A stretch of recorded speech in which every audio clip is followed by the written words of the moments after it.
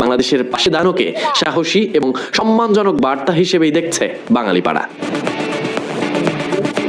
আসিফ নজরুল মূলত পাক প্রধানের দেওয়া বক্তব্যকেই তুলে ধরেছেন তার স্ট্যাটাসে। এদিকে বাংলাদেশকে ঘিরে যে পরিস্থিতি হয়েছে সেখানে পাকিস্তানের প্রধানমন্ত্রী শাহবাজ যে স্পষ্ট এবং দায়িত্বশীল অবস্থান নিয়েছেন, এজন্যই তিনি ধন্যবাদ জানিয়েছেন। বাংলাদেশ ভারতের মাটিতে খেলবে না, পাকিস্তান ভারতের বিপক্ষে খেলবে না, দুদেশের কাছে আইসিসিও গুরুত্ব পেল না, এমনকি শুরু হয়ে গেছে সংগঠনটি ভেঙে গড়ার কল্পনা। এমন সব জল্পনা যখন তুঙ্গে, তখন সরাসরি অবস্থান পরিষ্কার করে দিয়েছেন পাকিস্তানের প্রধানমন্ত্রী শাহবাজ শরীফ।